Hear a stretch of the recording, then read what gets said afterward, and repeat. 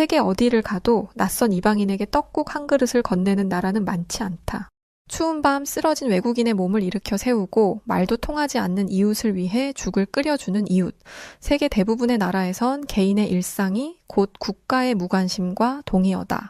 하지만 한국만큼은 세계 여느 나라들과는 확연히 다르다. 어떤 낯선 외국인도 한국 사회에 들어오는 순간 국가 수준의 감시망과 지원 체계에 자동으로 연결된다. 세계적 재앙이었던 코로나 시절에는 단 한 명의 확진자 동선도 분 단위로 추적했고 전국 모든 편의점에서는 외국인도 QR코드 하나로 공적 마스크를 구매할 수 있었다. 또한 재난이 터지면 문자 하나로 전국이 동시에 움직이며 산불이 나면 전투기급 헬기 50여 대가 하늘을 뒤덮는다. 지하철은 분 단위로 운영되고 버스는 정류장별 혼잡도까지 실시간으로 공개된다. 그 모든 시스템은 다른 세계인들이 보기엔 경이롭고 때론 통제처럼 느껴질 정도이다. 그러나 이 구조는 단순한 기술이 아니라 국가적 선택의 결과다.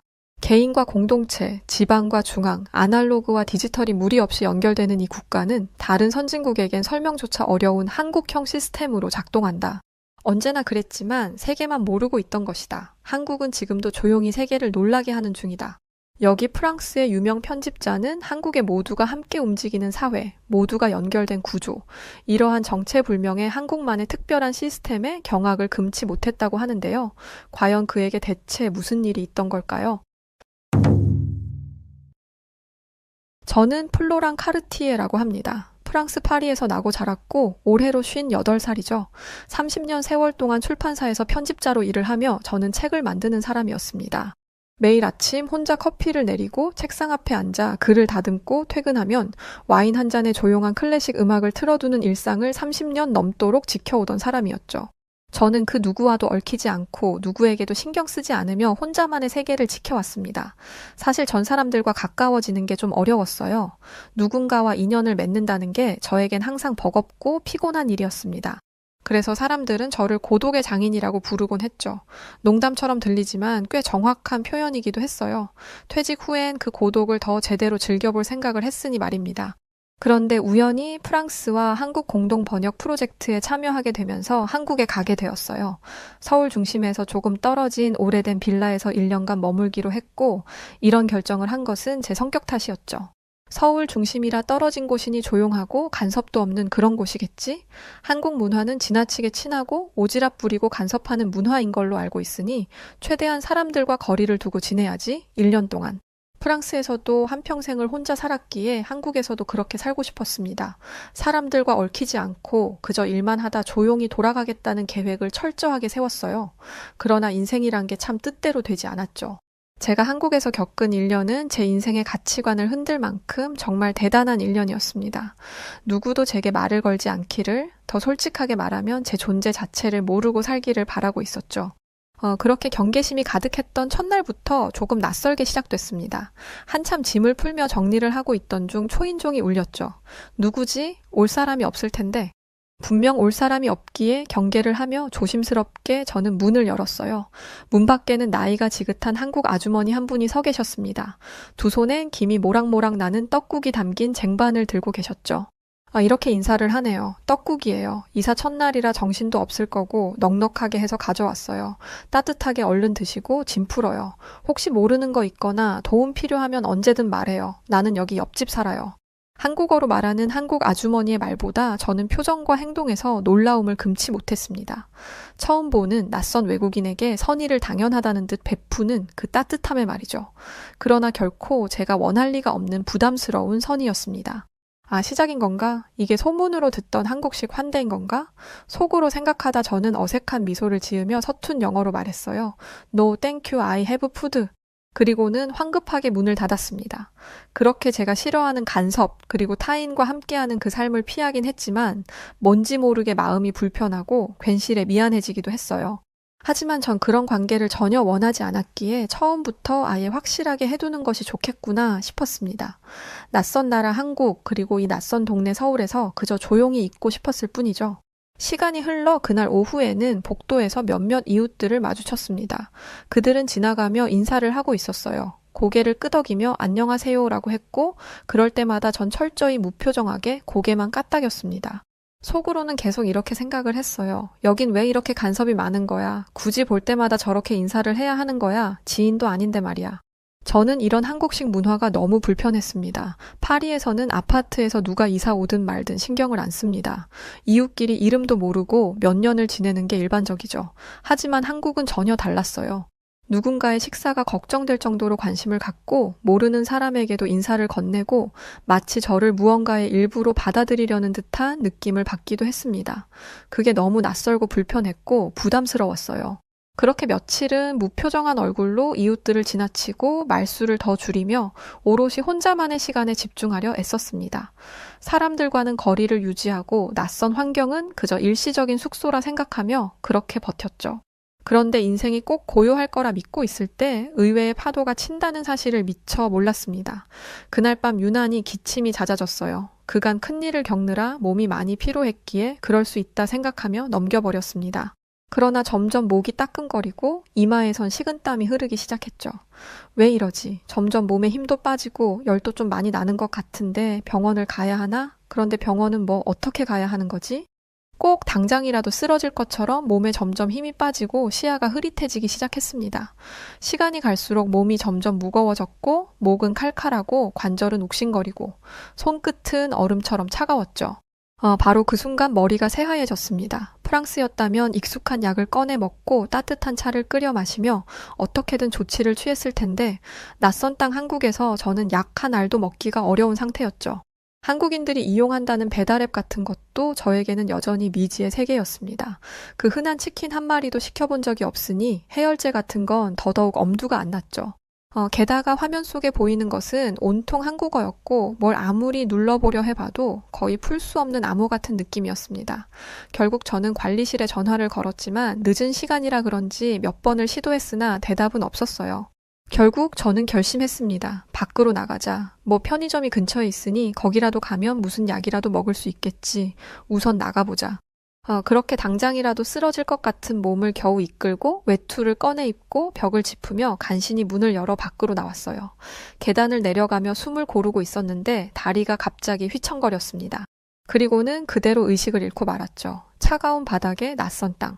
한국의 그 차가운 공기만이 가득하던 그 밤, 제 옆에 아무도 없다는 게 얼마나 무서운 것인지를 너무도 선명하게 알려줬습니다.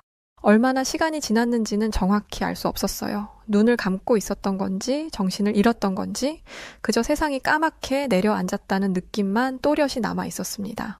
그리고 어딘가 멀리서 발걸음 소리에 이어 문 여는 소리와 누군가의 놀란 다급한 소리들이 들려오기 시작했어요. 어머, 아저씨 괜찮으세요? 세상에 이게 무슨 일이야? 그 목소리는 들은 지 오래되지 않은 익숙한 듯 낯선 그 목소리였습니다. 희미하게 눈을 뜨니 어렴풋한 형체가 점점 또렷해졌어요. 회색 코트를 걸치고 머리를 질끈 묶은 옆집 아주머니셨죠. 이사 첫날 김이 모락모락 나는 떡국을 들고 제 문을 두드렸던 바로 그분이었습니다. 저는 대답할 힘도 없이 몸을 움찔거렸어요. 점점 숨이 가빠졌고 이마에는 식은땀이 줄줄 흘렀으며 손끝은 여전히 얼음장처럼 아주 차가웠어요. 그런 저를 옆집 아주머니는 한치의 망설임도 없이 제 팔을 감싸며 말했습니다. 나 붙들고 기대서 일어나 보세요. 집안 따뜻한 데로 들어가야지. 여기 찬바닥에 이러고 있으면 입 돌아가요.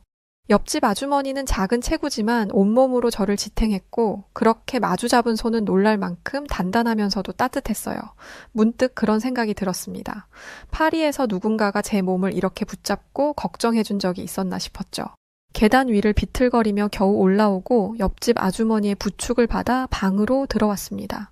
문이 닫히자 방 안에 정적이 다시 감돌았지만 이번엔 옆집 아주머니의 존재 덕분인지 전혀 낯설지 않았어요. 그 잠깐만 기다려봐요. 뭐라도 먹어야지 금방 하니까 신경 쓰지 말고 가만히 누워있어요. 제게 이 말을 남기고 옆집 아주머니는 곧장 주방으로 가 싱크대에서 물을 데우고 냄비를 꺼내 죽을 끓이기 시작했습니다. 익숙한 동작과 빠른 손놀림, 그리고 흘러나오는 조용한 콧노래 한 소절을 듣던 바로 그 순간 제 마음속에서 뭔가 무너지는 것을 느낄 수 있었어요. 이게 대체 무슨 감정이지? 저 사람은 내 가족도 친구도 아닌데 내가 느끼는 이 감정은 대체 뭐지? 정말 아무 관련도 없는 외국인이 서로의 존재라도 잊은 것 같았습니다.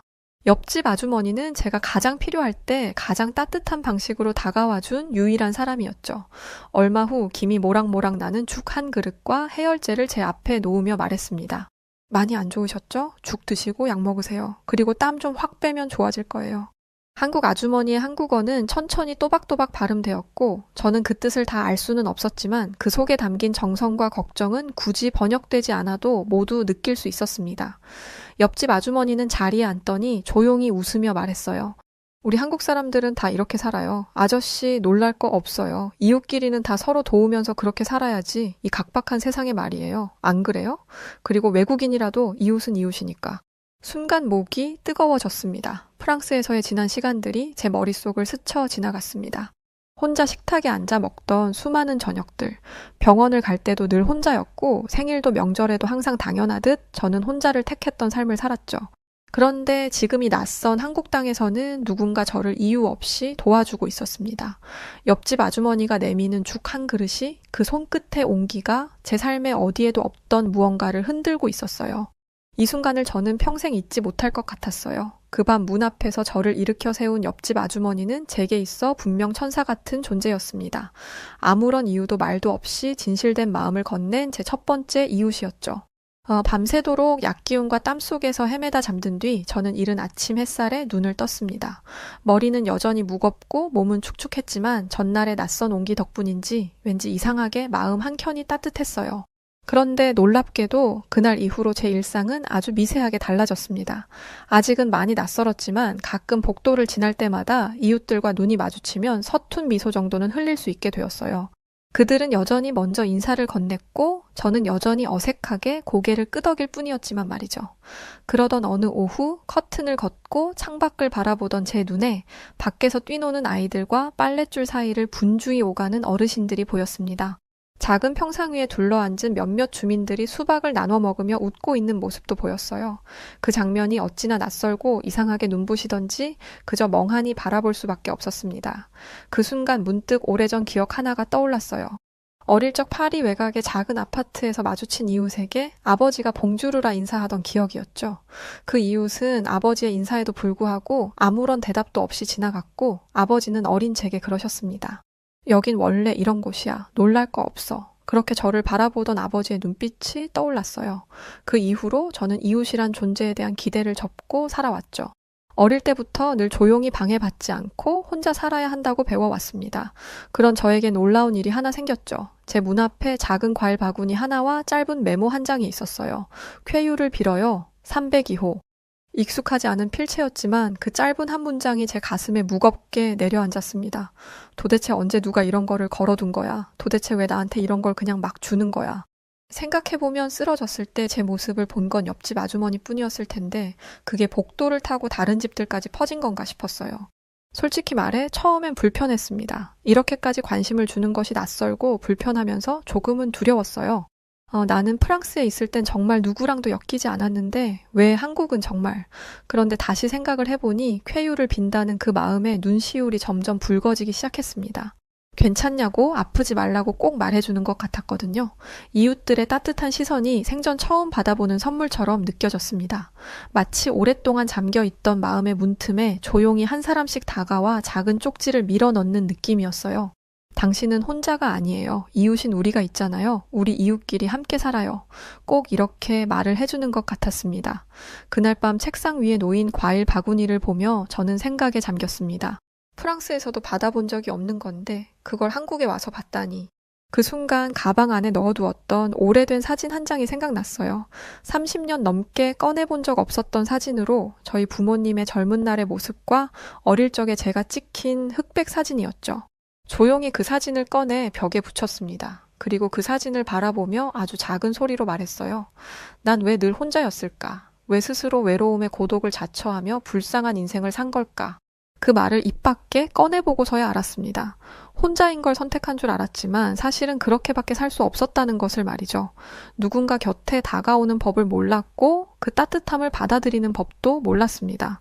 그래서 철저히 벽을 쌓고 살았어요. 그 벽을 자유라 부르고 혼자 사는 즐거움이라 위로했지만 실은 외로움이었던 거죠.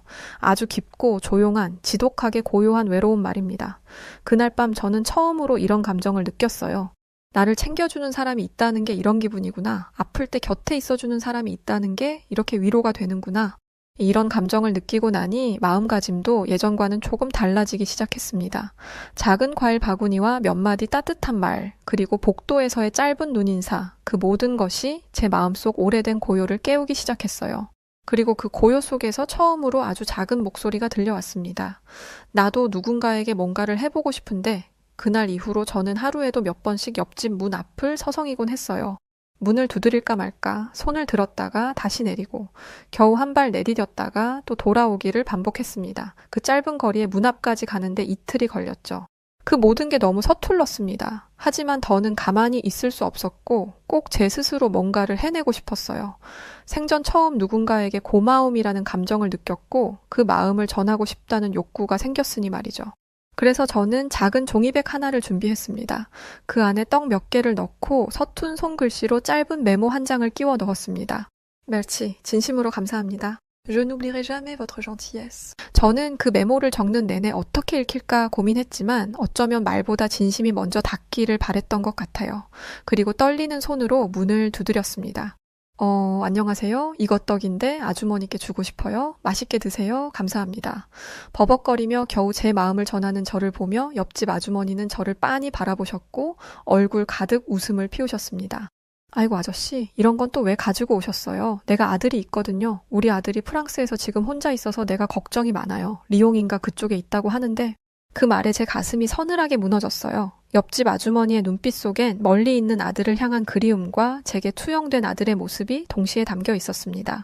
나 그래서 그날 아저씨 아픈 거 보고 그냥 못 지나치겠더라고요. 우리 아들도 거기서 아프면 어떡하나 막 그런 생각이 들어서 그 말에 저도 모르게 눈시울이 붉어졌어요. 이건 단순한 친절도 아니라 이건 사랑이었습니다.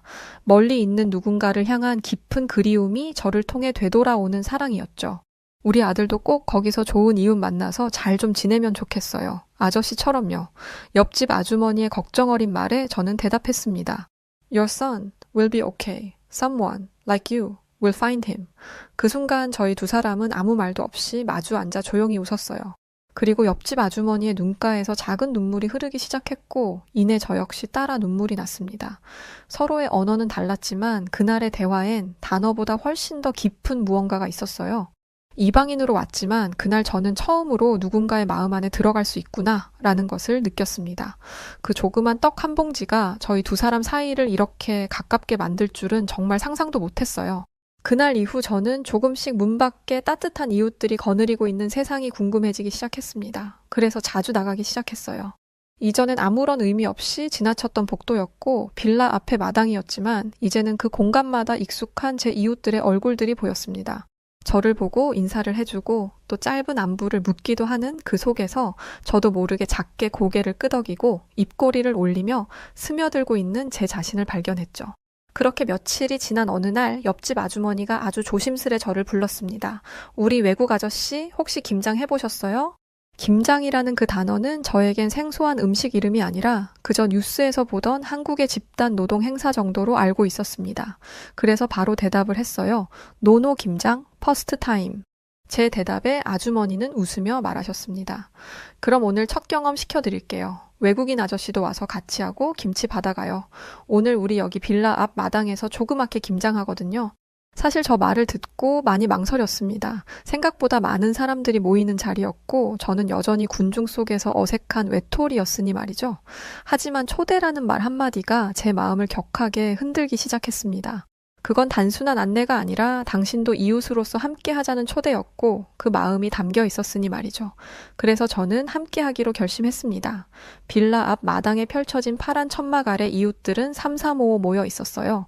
할머니들이 장갑을 끼고 배추에 빨간 양념을 정성스럽게 바르고 있었고 아이들은 고무대야 옆에서 장난을 치며 뛰어노는 웃음소리가 가득했습니다. 또 아빠들은 수육 해먹을 고기를 삶고 또 돼지고기를 굽고 있었어요. 그 풍경은 정말로 제가 파리에서 단 한 번도 본 적 없는 삶의 풍경이었죠. 처음엔 어색했지만 누군가 제게 앞치마를 건네주었고 다른 누군가는 제 손에 고무장갑을 씌워주었습니다. 이렇게 배추를 반 갈라서요. 이 사이에 양념을 버무리는데 너무 덕지덕지 묻히지 말고 골고루 오케이? 모든 대화를 알아듣는 것은 아니었지만 몸짓과 표정 그리고 웃음으로 충분히 알 수 있었어요. 저도 열심히 따라하기 시작했습니다. 엉성하고 아주 느렸지만 이웃들은 저를 다정하게 도와줬어요. 외국인 아저씨 엄청 잘하네, 소질 있어. 프랑스에도 김치가 있나? 어느새 이웃들과 웃고 대화하며 함께 일하고 있었습니다. 김장을 마친 후 큰 테이블에 둘러앉아 갓 담근 아삭한 김치와 수육, 그리고 갓 지은 쌀밥을 함께 먹기 시작했어요. 누군가 제게 싸준 수육 한 점을 건네며 말했습니다. 외국인 아저씨, 한국 김장 어때요? 힘들지만 진짜 맛있죠? 그 맛에 하는 거야. 다 같이 하면 힘들지도 않고 금방 끝나거든. 그 순간 입안 가득 퍼진 그 따뜻한 맛보다 제 마음을 더 가득 채운 것은 그 자리에 함께 앉아 있다는 사실이었습니다. 저는 젓가락을 내려놓고 잠시 멀리 떨어진 사람들을 바라보았어요. 서로 등을 두드리며 웃고 아이를 안아주는 엄마와 그 옆에서 수줍게 김치를 먹는 노인들, 마치 그 모두가 하나의 아름다운 풍경 같았습니다. 가족 같고 친구 같고 마치 오래된 이웃의 사람들, 그 속에 놀랍게도 제가 있었죠. 프랑스 파리가 아무리 멋진 풍경으로 유명하면 뭐해? 파리에는 이런 풍경은 없는 것을. 저는 속으로 그렇게 중얼거렸습니다. 그건 음식의 맛보다 사람 사이에 흐르는 정이라는 감정의 풍경이었습니다. 한 장의 사진처럼 제 마음 깊이 각인된 순간이었죠. 그리고 저는 처음으로 타인과 밥을 먹으면서 눈시울이 뜨거워졌습니다. 그건 단지 밥을 나눈 게 아니라 삶을 나눈 순간이었기 때문이죠. 그렇게 한국에서 이웃들과 지내는 사이 계절은 변해가고 있었고 제 마음의 계절로도 봄이 조금씩 가까워 오고 있었습니다. 서울의 겨울은 파리보다도 차갑고 또 왠지 외롭다고 느껴졌었는데 이제 그 차가운 공기 속에서도 따뜻한 기운이 느껴지기 시작했어요. 그건 단순히 날씨 때문만이 아니라 제가 달라졌기 때문이었죠. 이전의 저라면 복도에서 누군가 지나가도 이웃을 마주쳐도 고개를 숙이거나 문을 재빨리 닫으며 눈을 피했을 겁니다. 하지만 지금은 먼저 인사를 건네는 사람으로 변했어요. 안녕하세요. 발음은 여전히 어색하지만 그 안에 담긴 진심만큼은 통하는 것 같았습니다. 동네 아이들과 마주치면 아이들은 장난스럽게 프랑스어로 봉주르를 외쳤고 저는 웃으며 세봉으로 받아쳤죠. 그게 처음엔 아주 단순한 인사였지만 그 짧은 교류 속에 따뜻한 에너지가 오갔습니다. 그러던 어느 날 빌라 입구 단지에서 쓰레기 봉투를 들고 천천히 걷고 있는 할머니 한 분이 눈에 들어왔어요. 몇 주 전만 해도 그냥 스쳐 지나갔을 장면이지만 그날의 저는 다르게 움직였습니다. 할머니 제가 도와드릴게요. 저 주세요. 제가 다가가자 할머니는 놀란 듯 저를 바라보셨지만 곧 미소를 지으셨죠. 아이고 외국분이 이런 것도 다 도와주고 아주 고마워요. 쓰레기를 함께 분리수거장까지 옮기고 나오는 길, 문득 옆집 아주머니가 복도에서 저를 보고 말을 걸어왔습니다. 외국인 아저씨 요즘 정말 많이 달라지셨네요. 처음 오셨을 땐 얼음도 이런 얼음이 없다고 느낄 만큼 차가웠거든요. 눈도 안 마주치시고 말도 안 섞으시고 그랬는데 지금은 이렇게 먼저 인사도 하시고 우리 빌라 이웃들한테 마음도 열고 참 따뜻한 사람이셨네요. 그 말을 듣는 순간 제가 그동안 어떤 사람이었는지 그리고 지금은 어떤 사람이 되었는지를 처음으로 명확하게 실감했습니다. 저는 말없이 미소 지으며 고개를 끄덕였어요. 감사하다는 100마디 말보다도 그 순간의 침묵이 더 많은 감정을 담고 있었죠. 변화는 거창한 사건이 아니라 이런 일상의 조각들 속에서 만들어지는 것이라는 걸 비로소 알게 되었습니다. 그날 밤 저는 처음으로 창밖을 아주 오래도록 바라봤어요. 불빛이 깜빡이는 골목, 조용히 문 닫는 소리, 미세하게 들리는 이웃집들의 소리. 그 모든 것이 낯선 나라의 풍경이 아니라 내가 사는 동네의 정겨운 일상이 되어 있었습니다. 서울의 겨울 끝자락, 찬바람이 불어도 제 방 안은 묘하게 따뜻했어요. 그리고 거실 테이블엔 정성스럽게 포장된 간식 상자 몇 개와 그 옆에는 이웃들이 건넨 손편지와 아이들이 그린 그림들이 놓여 있었습니다. 파리 아저씨 또 오세요. 봉주르였어요. 거기 가서도 건강해야 해요. 우리는 파리 아저씨랑 이웃으로 지낼 수 있어서 너무 좋았어요. 저는 그 편지 한 장 한 장을 천천히 두 손으로 펼쳐보며 읽고 또 읽으며 눈물을 흘렸어요. 이건 이별의 편지가 아니라 내가 살아있었다는 증거인 거지. 한국에서 1년간 이곳에서 나도 이웃이었다는 증거이지. 어느덧 1년의 계약 기간이 끝났고 저는 귀국을 코앞에 두고 있었어요. 처음 한국에 올 때는 도대체 이곳에서 어떻게 1년이나 지내나 싶어 정말 막막했었죠. 그런데 이제는 여길 도대체 어떻게 떠나나 싶어 자꾸만 눈물만 나왔습니다. 아쉽고 또 아쉽고 보기만 해도 먹먹해서 미칠 것 같았어요. 그렇게 귀국날 아파트 복도에서 짐을 옮기며 아주 분주했습니다. 바로 그때 온 이웃들이 저를 돕기 시작했죠. 그 와중에 계단을 오르내리던 아이들도 고사리 손으로 작은 짐을 옮기고 또 옮기고 그렇게 이웃들의 도움으로 무사히 1층까지 짐을 내릴 수 있었습니다. 그리고 정말 이별의 순간 눈물을 보이고 싶지 않아 이를 꽉 물고 참고 있던 중 옆집 아주머니가 황급히 뛰어나오시며 제게 무언가를 건넸습니다. 이건 501호가 전해주라고 했거든요. 일하느라 배웅 못한다고 어찌나 마음에 걸려 하던지 내가 대신 전해주지만 501호가 주는 귤이고 이건 내가 주는 따뜻한 유자차예요. 비행기 안이 건조하잖아. 목이 칼칼할 때 계속 마시면 좋을 거예요. 눈시울이 붉어진 채 미소를 보이며 제 손에 뭔가를 하나씩 쥐어주는 이웃들의 모습에 결국 저는 눈물이 터졌습니다. 그 전날 밤 이웃들에게 어떤 말을 하며 작별 인사를 할지 머릿속으로 수많은 고민을 했었는데 정작 그날 저는 딱 한마디만을 남겼어요. Mercy. 제 입에서 나온 건 그 한마디뿐이었지만 그 말에 담긴 마음은 정말 누구보다 컸습니다. 그렇게 저는 마지막으로 정겨운 이 동네의 풍경을 눈에 한없이 꾹 눌러 담았어요. 아이들의 웃음소리가 가득하던 놀이터와 이웃들과 김장도 하고 담소를 나누던 작은 우리 빌라의 우리들만의 마당, 그리고 쓰레기를 정리하고 늘 웃어 보이시던 관리 아저씨의 모습까지 다 소중했습니다. 복도마다 걸린 빨래와 텃밭 화분들, 정말 지극히 평범하지만 제게는 너무 값진 풍경이자 기적을 만들어준 소중한 곳이었죠. 그렇게 저는 그곳을 떠났습니다. 비행기 이륙 전 저는 창가 좌석에 앉아 기내식 대신 가방에서 조심스레 꺼낸 옆집 아주머니표 유자차를 꺼냈어요. 그 따뜻한 온기는 여전했고 달콤하게 퍼지는 향에 눈을 감은 채 손에 꼭 쥐고 있었습니다. 그리고 이어 핸드폰을 들고 SNS 앱을 열었어요. 천천히 조심스럽게 한 줄 한 줄 글을 써내려 갔습니다. 프랑스 파리에서 나는 30년간 혼자 살았습니다. 혼자 걷고, 혼자 먹고, 혼자 자고, 늘 혼자 생각하며 살았죠. 타인과 섞이는 관계는 너무도 불편한 것이라 생각했고, 어떠한 인연이든 부담스러운 것이라 믿으며 살았어요. 그런데 비즈니스 때문에 온 한국에서의 1년은 제 인생을 바뀌게 만들었습니다. 한국은 전혀 달랐어요. 너무 아파서 쓰러진 밤 복도에서 우연히 마주친 옆집 아주머니는 그 작은 책으로 온 힘을 다해 저를 부축하며 손수죽까지 만들어주셨고 제 손을 따뜻하게 잡아주셨습니다. 저는 한국의 따뜻한 정을 나눠준 이웃의 손 하나로 다시 일어날 수 있었어요. 낯선 이웃의 미소와 문고리에 걸린 쾌유를 바란다는 과일 바구니, 어색한 한국말 속에 진심을 느꼈습니다.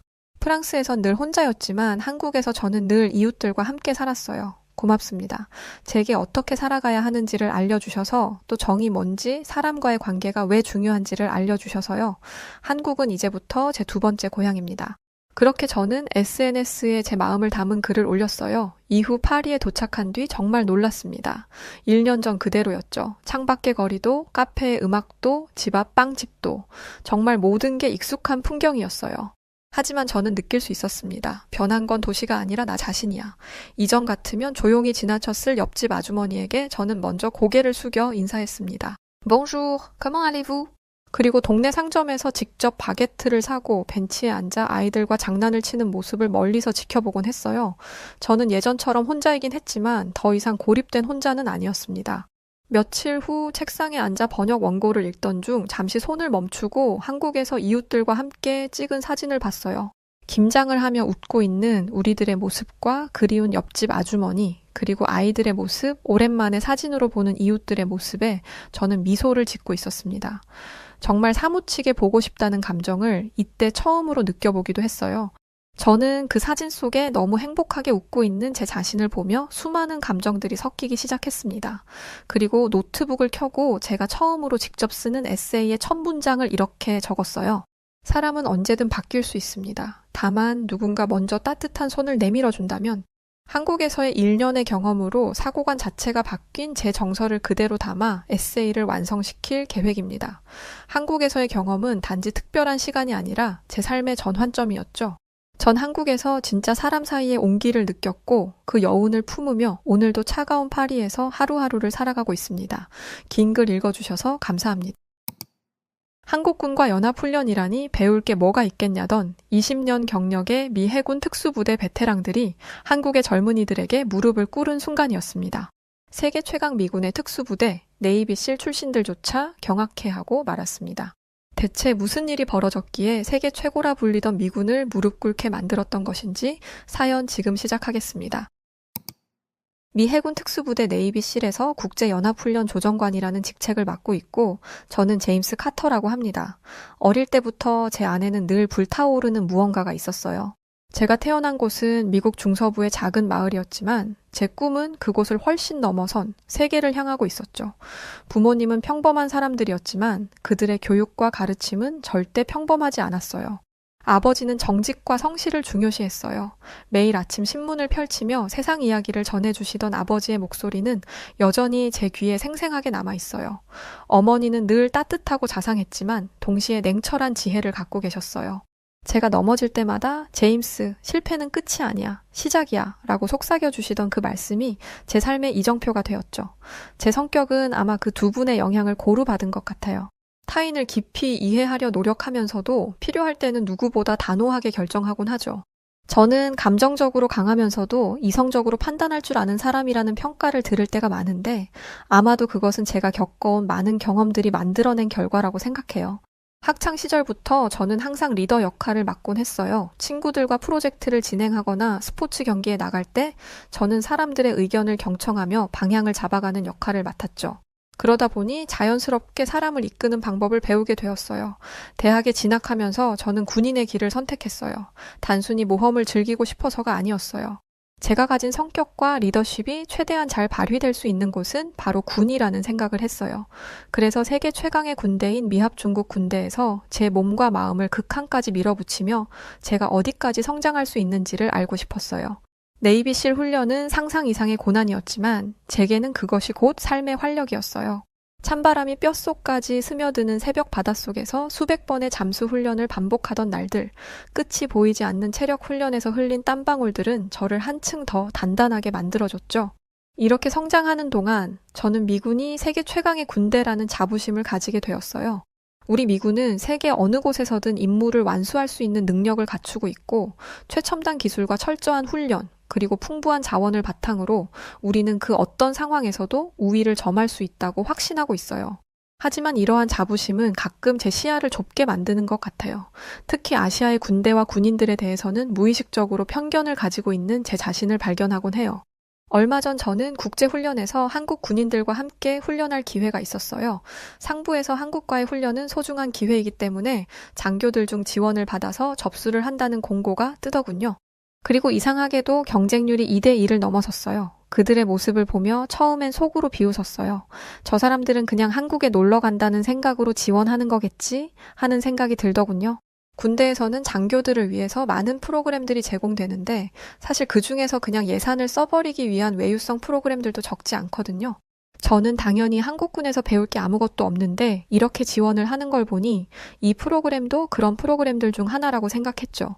대위로 진급한 저는 국제연합훈련 조정관이라는 직책을 맡게 되었어요. 다양한 문화와 배경을 가진 사람들과 함께 협력하고 그 속에서 공통의 목표를 향해 나아가는 일이 제겐 무척 자연스럽게 느껴졌어요. 입대 후 저는 여러 사람들로부터 겸손하면서도 강인한 리더십을 가진 사람이라고 평하곤 했는데 그런 모습 때문에 이 직책이 저에게 주어진 것 같아요. 그런데 한 가지, 저는 소위 말하는 공부머리는 없는 것 같아요. 국제연합훈련 조정관을 맡은 후 다양한 군사적 이론과 지식이 필요하다는 판단 하에 저는 최근 뒤늦게 대학원에 들어가 군사학과에서 국방정책 및 전략 Defense Policy and Strategy를 연구하고 있어요. 하지만 제게는 이 길이 생각보다 험난하게 느껴져요. 머릿속에 들어온 정보들이 복잡한 실타래처럼 얽혀서 풀리지 않을 때가 많더군요. 학문의 세계는 마치 무성한 숲과 같아서 한 발 한 발 내딛는 것이 늘 조심스럽고 어렵게 느껴지곤 했어요. 그러던 차에 저는 얼마 전 상부로부터 새로운 명령을 받았어요. 이번에는 지원을 받아서 접수하는 프로그램이 아니라 한미일 연합훈련에 참여하라는 명령이었죠. 그 소식을 들었을 때 제 마음은 실망으로 가득 찼어요. 한국이라니? 그곳에서 내가 무엇을 배울 수 있을까? 한국은 매번 북한에게 당하기나 하는 그런 나약한 군대에서 내가 도대체 뭘 배울 수 있을까? 하는 생각이 들더군요. 저는 지금껏 세계 여러 지역에서 임무를 수행하며 다양한 환경에서 경험을 쌓아왔어요. 중동과 아프리카는 언제나 역동적이고 예측할 수 없는 상황으로 가득했어요. 그곳에서는 매 순간이 생존과 도전의 연속이었고 저는 그런 환경 속에서 제 자신을 단련해왔어요. 그곳의 척박한 환경과 치열한 군사적 상황 속에서 저는 저의 한계를 넘어서는 것을 배워왔죠. 하지만 한국은 그런 도전의 기회를 제공하지 못할 것 같았어요. 그래서 그곳에서 내가 무엇을 얻을 수 있을까라는 의문이 계속 맴돌았어요. 발령 소식을 전해준 저의 직속 상관 리처드는 저를 조용히 바라보며 이렇게 말했어요. 한국에서 많은 것을 배우게 될 거야. 네가 지금 이해하지 못하더라도 시간이 지나면 알게 될 거야. 그 말은 마치 의미심장한 퍼즐 조각처럼 제 머릿속에 남았어요. 하지만 그 순간에는 그저 위로의 말로만 들렸어요. 상부는 단지 내가 불평하지 않길 바라는 것 같아 라고 생각했죠. 저는 결국 명령에 따라 한국으로 향하게 되었어요. 떠나기 전 이전에 한국에 갔다 와본 동료들도 저에게 말했어요. 한국에서 새로운 시각을 얻게 될지도 몰라. 그곳은 우리가 생각하는 것보다 훨씬 흥미로운 곳이야. 라고요. 그들의 말이 전혀 이해되지 않았던 저는 그들이 저의 처지를 놀리려고 그런 말을 하는 걸로 받아들였죠. 비행기가 한국 땅에 닿을 때까지도 제 마음은 무겁고 어지러웠어요. 창밖으로 보이는 도시의 불빛들은 아름다웠지만 그것이 제게 어떤 의미를 가질지는 여전히 알 수 없었어요. 한국에 도착한 저는 곧 한국 특수전사령부의 UDT와 CL 그리고 해병 수색대와의 훈련에 참여하게 되었어요. 저는 솔직히 아무 기대를 하지 않았어요. 아마도 그들의 훈련은 우리가 하는 것에 비하면 병아리 수준이겠지라는 생각이었죠. 훈련 첫날은 한국 육군과의 연합작전 수행이었어요. 저는 제 예상과 달리 훈련장의 분위기에 완전히 압도되어 버렸어요. 이른 새벽부터 시작된 훈련은 차가운 공기 속에서도 뜨겁게 달아올라 있었어요. 한국 육군 부대원들은 묵묵히 자신의 자리를 지키며 준비하고 있었어요. 그들의 눈빛은 생각보다 날카로웠고 움직임 하나하나에서 단련된 숙련미가 느껴졌어요. 그들은 단순히 명령을 따르는 것이 아니라 그 명령을 완벽하게 소화하고자 하는 열정으로 가득 차 있었어요. 훈련이 진행될수록 저는 점점 놀라게 되었어요. 한국 육군 부대원들의 체력은 저의 상상을 초월했어요. 그들은 미군에 비해서 2배 이상 무거운 장비를 착용한 채로도 거친 산악 지형을 자유자재로 뛰어넘으며 앞으로 나아갔어요. 그 모습은 마치 자연과 하나가 된 듯했어요. 가장 인상 깊었던 건 그들의 팀워크였어요. 한 명이 힘들어 보이면 나머지 팀원들이 아무 말 없이 손을 내밀었어요. 그들의 호흡은 마치 한 몸처럼 자연스러웠고 작은 실수 하나조차 허용하지 않는 치밀함이 있었어요. 그날 밤 숙소로 돌아와 침대에 누운 저의 머릿속은 너무나 복잡했어요. 아시아의 군인들은 제가 예상했던 것 이상으로 강인하고 그들만의 방식으로 최고가 되고자 하는 노력을 멈추지 않고 있다는 생각이 들었어요.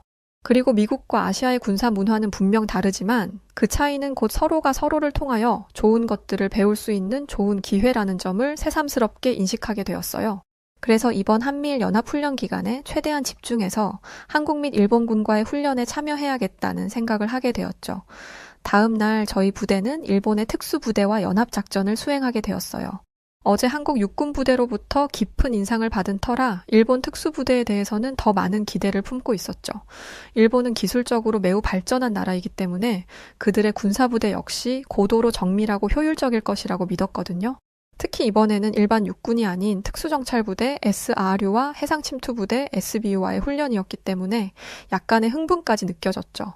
훈련 첫날 일본 특수부대원들이 등장했어요. 그들의 유니폼은 깔끔하고 세련되었고 장비는 최신 기술로 무장되어 있었어요. 어제 본 한국 육군의 장비에 비하면 하늘과 땅 정도의 차이가 나더군요. 하지만 그들의 첫인상은 제게 기대만큼 강렬하지 않았어요. 그들의 움직임은 정돈되어 있었지만 어디선가 미세한 어색함이 느껴졌어요. 저는 막연히 이상한데? 왜 이렇게 어설프지? 뭔가 준비가 덜 되었나? 하는 생각이 들었어요. 훈련이 시작되고 저는 점점 더 실망을 느끼기 시작했어요. 일본 특수부대원들은 기술적으로 잘 훈련되어 있었지만 그들의 행동에서 어딘가 부족함이 보였어요. 단체 행동에서 팀워크가 계속 어긋나는 모습이 보였고 긴급 상황에서의 대응도 매끄럽지 않았어요.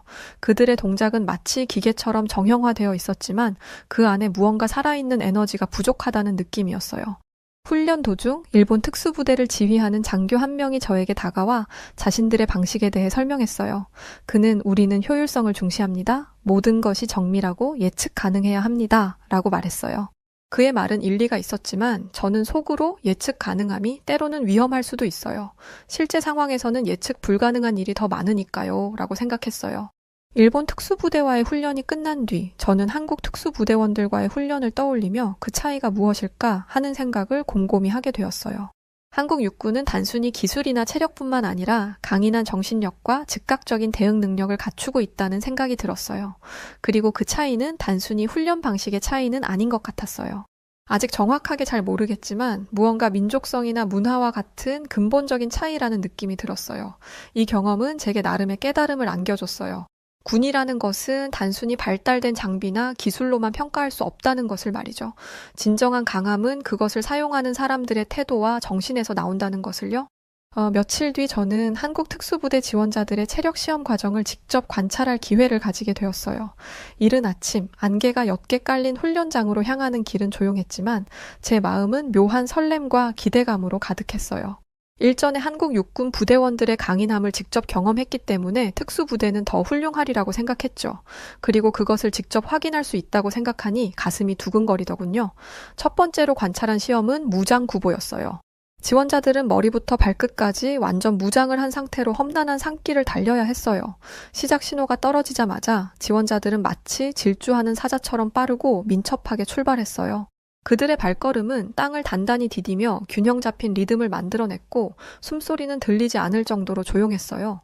이렇게나 무거운 장비를 착용하고도 이렇게 가볍게 뛸 수 있다니 정말 놀라워요 라는 생각이 들었어요. 솔직히 한국군이 착용하는 장비는 미군에 비해서 너무 무겁기 때문에 미군에 비해서 체격도 작은 한국인이 이 정도의 힘을 발휘할 수 있다는 것이 믿기지 않더군요.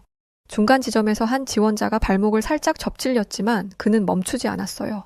땀이 얼굴을 타고 흘러내리며 눈가를 적셨지만 그는 이를 악물고 끝까지 같은 속도를 유지했어요. 그의 얼굴에는 고통과 투지가 공존하는 듯한 강렬한 표정이 엿보였어요. 그 모습을 보며 저는 속으로 저 열정이야말로 한국 특수부대를 이끄는 원동력이겠지요 라고 생각했어요. 결국 그는 끝까지 포기하지 않고 결승점을 통과했고 그 순간 그의 동료들이 열렬한 박수를 보냈어요. 두 번째 시험은 수영장에서 진행된 수중 체력 테스트였어요. 지원자들은 역시 미군이나 일본군에 비해서 무거운 장비를 착용한 채로 일정 거리를 헤엄쳐 나갔어요. 물속에서의 그들은 마치 물고기처럼 자연스러웠어요. 하지만 시간이 지날수록 몇몇 지원자들의 얼굴에는 피로가 스며들기 시작했어요. 그중 한 지원자는 숨을 고르며 잠깐 멈추는 듯 하더군요. 저는 저 지원자가 이제 포기를 선언할 거라고 생각했어요. 저도 미군 내에 수많은 체력 테스트를 받아왔고 다른 대원들의 테스트를 관찰할 기회가 무수히 많았는데 저 정도 상태라면 반드시 포기를 할 정도의 상태라는 확신이 들었거든요. 하지만 그 지원자는 제 예상과 달리 이내 스스로를 다잡고 다시 앞으로 나아갔어요. 그의 동작은 점점 느려졌지만 그 눈빛은 단단하게 빛났어요. 그는 결국 주어진 시간을 넘기지 않고 성공적으로 테스트를 마쳤어요. 그가 물에서 나왔을 때 젖은 머리카락에서 물방울이 뚝뚝 떨어졌고 그의 얼굴에는 기쁨과 안도감이 섞인 표정이 떠올라 있었어요. 저는 그 모습을 보며 정말 희한하네. 어디서 저런 힘이 나오는 걸까 하는 생각이 들더군요. 이 체력 시험 과정을 지켜보며 저는 한국 특수부대 지원자들이 가진 열정과 투지에 대한 경외감마저 들었어요. 살짝 무서웠다고 해야 하나요? 한국 특수부대 지원자들의 열정은 단순히 체력을 시험받는 것이 아니라 그들 스스로를 초월하려는 담대한 도전처럼 느껴졌거든요. 며칠 뒤 저는 훈련 일정상 일본의 오키나와로 가게 되었어요. 일전에 한국 특수부대 지원자들로부터 깊은 인상을 받은 저는 일본의 경우는 어떨까 하는 호기심이 들더군요. 한국 특수부대 지원자들의 훈련을 지켜본 직후였기 때문에 저도 모르게 직접적으로 비교를 하며 보게 되더군요. 처음에는 일본 특수부대 지원자들도 비슷한 열정과 실력을 보여줄 것이라 기대가 있었던 것 같아요. 하지만 시간이 지날수록 그 기대는 실망으로 변해갔어요. 첫 번째 테스트는 산악 구보였어요. 지원자들은 가파른 산길을 오르내리며 지구력을 테스트받았어요. 하지만 출발 신호가 떨어지고 얼마 지나지 않아 낙오자가 나오기 시작했어요. 그들은 땀을 줄줄 흘리며 힘겹게 발걸음을 떼었지만 중간 지점도 도달하지 못한 채 멈춰서는 이들이 많았어요. 한 지원자는 숨을 헐떡이며 무릎을 꿇었고 결국 포기하겠다고 열심히 손을 흔들었어요. 더 놀라운 것은 한계 상황에서 우는 지원자들도 10명 가까이 볼 수 있었다는 거예요. 그것도 마치 보란 듯이 주저앉아서 훌쩍거리는 지원자도 있더군요. 저는 정말 놀랐어요. 제가 20년 이상 군에서 근무하면서 훈련이나 테스트 도중에 우는 군인을 본 건 처음이었거든요.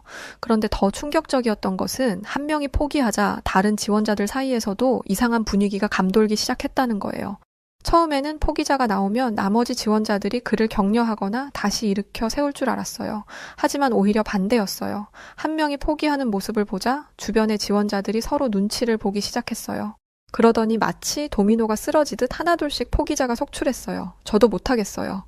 이건 정말 사람으로서 너무 힘들어요. 라는 말이 여기저기서 들려왔고 결국 절반 이상의 지원자들이 훈련을 완주하지 못했어요. 그 장면을 지켜보면서 저는 한국 특수부대 지원자들이 보여준 열정과 정신력과는 너무나도 대조적이라는 생각이 들었어요. 한국 특수부대 지원자들은 비슷한 상황에서도 서로를 격려하며 끝까지 포기하지 않았거든요.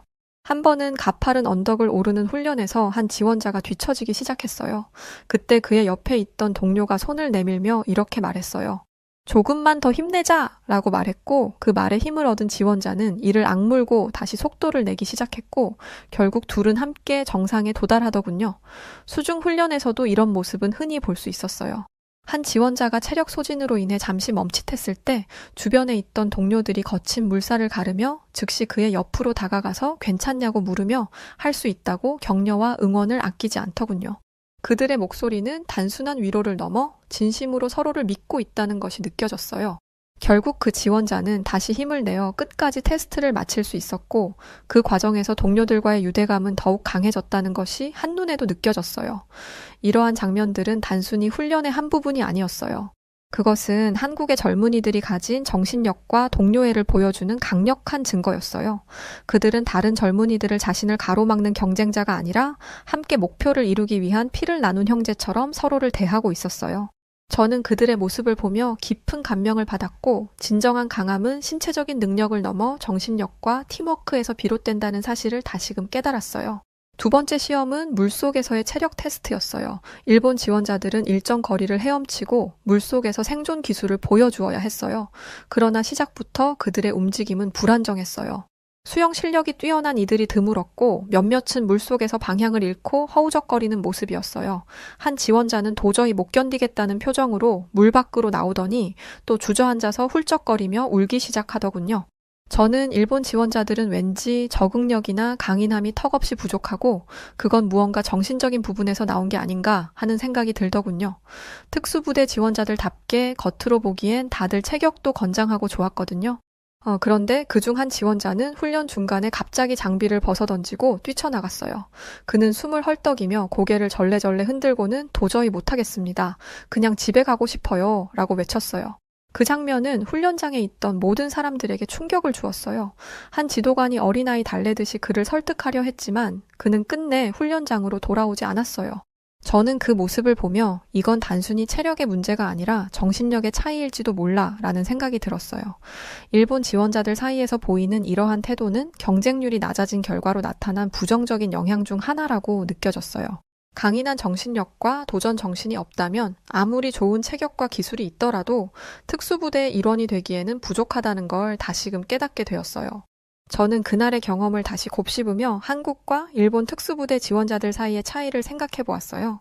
제 생각엔 한국 특수부대 지원자들은 단순히 강한 체력과 기술을 가진 것이 아니라 무언가 평균적인 수준을 넘어서는 열정과 단합력, 그리고 도전을 두려워하지 않는 정신력으로 똘똘 뭉쳐 있다는 생각이 들었어요. 반면에 일본의 지원자들은 형식적인 훈련에는 익숙했지만 실전에서 요구되는 응용력이나 적응력이 턱없이 부족할 뿐만 아니라 정신적으로 미성숙한 상태가 아닌가 하는 생각이 들었어요. 그리고 저는 같은 아시아 국가의 젊은이들인데 왜 이렇게 큰 차이가 발생하는 걸까 하는 궁금증이 맴돌았어요. 아무래도 저는 머리를 쓰는 공부에는 소질이 없어서인지 아무리 생각해도 잘 모르겠더군요. 그런데 얼마 뒤 저의 의문이 자연스럽게 풀리게 되었어요. 한국에 온 후 친분을 맺은 한 장교로부터 놀라운 소식을 들었거든요. 그는 한국 젊은이들의 특수부대 지원율이 항상 10대 1이 넘는다고 하더군요. 저는 깜짝 놀랐죠. 도저히 상상도 할 수 없었던 너무나 엄청난 비율이었으니까요. 이런 상황은 전 세계적으로 유례없는 상황이며 미국만 보더라도 특수부대의 지원율이 3대 1을 넘는 경우가 10년에 한 번 정도밖에 없거든요. 그 중에서도 가장 힘든 해병 수색대의 지원율이 18대 1이라는 사실은 저를 더욱 놀라게 했어요.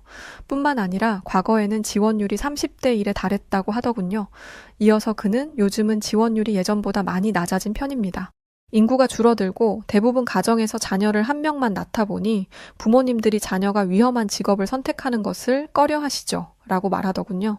그의 말은 한국 사회의 변화를 반영하는 동시에 그럼에도 불구하고 여전히 특수부대를 꿈꾸는 젊은이들이 이렇게나 많다는 사실은 한국 젊은이들의 열정이 얼마나 대단한지를 실감하게 해주었어요. 그 순간 며칠 전에 보았던 한국 특수부대 지원자들의 모습이 머릿속에 오버랩되었어요. 아무리 열악한 상황에서도 절대로 포기하지 않겠다는 결의가 담긴 그 눈빛들이 말이죠. 그리고 그런 상황은 단지 지원자일 개인의 문제가 아니라 함께 지원한 지원자들 모두의 문제라는 생각이 들었어요. 한 지원자가 위기 상황에 처할 때마다 주변의 동료들이 모두 나서서 도와주고 함께 힘을 나누는 모습들이 정말 많이 목격되었거든요. 이처럼 한국 특수부대 지원자들의 열정과 결단력은 단순히 개인의 성공을 넘어서 국가와 공동체를 위한 헌신의 바탕을 두고 있는 것 같다는 생각이 들어요. 미국에서는 개인으로서 군에 대한 자부심이 매우 크지만 한국 젊은이들은 개인의 영광보다는 팀과 국가를 위해 자신의 한계를 뛰어넘고자 하는 정신을 가지고 있었어요. 이 모든 것을 지켜보며 저는 한국 젊은이들의 열정과 헌신에 다시 한번 감동했어요. 그들은 단순히 강해지고자 하는 것이 아니라 자신을 초월하여 자신의 가족과 자신의 공동체를 지키기 위한 더 큰 목표를 이루기 위해 나아가고 있는 것이었으며 바로 그것이 그들을 일으켜 세우는 강력한 동기가 되고 있다는 생각이 들었어요. 이런 상황에 큰 감동을 받은 저는 일본 젊은이들의 특수부대 지원율을 한번 찾아보았어요.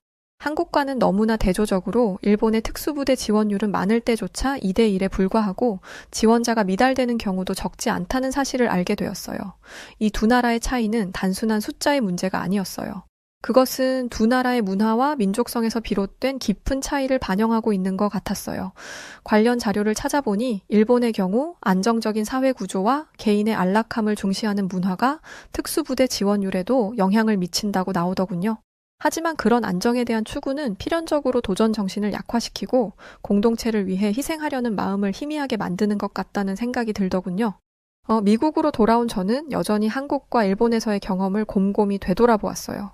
한국 특수부대 지원자들의 강렬한 열정과 헌신, 그리고 일본 특수부대에서 느꼈던 나약함은 저에게 너무나 대조적으로 느껴졌으니까요. 저는 이 두 나라의 극명한 차이를 어떻게 설명할 수 있을지 고민하다가 무릎을 탁 쳤어요. 이 문제를 학위 논문 주제로 선정하면 좋은 평가를 받을 수 있겠다라는 생각이 든 거죠. 저는 당장 책상에 앉아서 컴퓨터를 켜고 문서를 열었어요. 그리고 타자를 쳤죠. 제목은 특수부대 경쟁률이 부대 성과 및 군사력에 미치는 영향, 한국과 일본의 사례 분석이었어요. 연구를 통하여 수많은 자료를 분석하며 저는 한국 특수부대의 지원율과 높은 경쟁률이 그들의 부대 성과에 어떤 영향을 미치는지를 분석했어요. 그 결과 경쟁률이 높다는 것은 단순히 지원자가 많다는 정도의 의미가 아니었어요.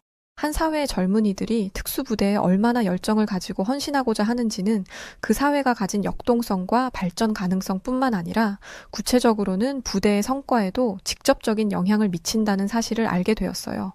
특수부대 지원율과 부대의 성과에 대해서는 한 번도 생각해 본 적이 없었는데 이런 사실을 알게 되니 일본이나 미국에 비해서 한국 사회는 너무나 건강한 사회라는 생각이 들었어요.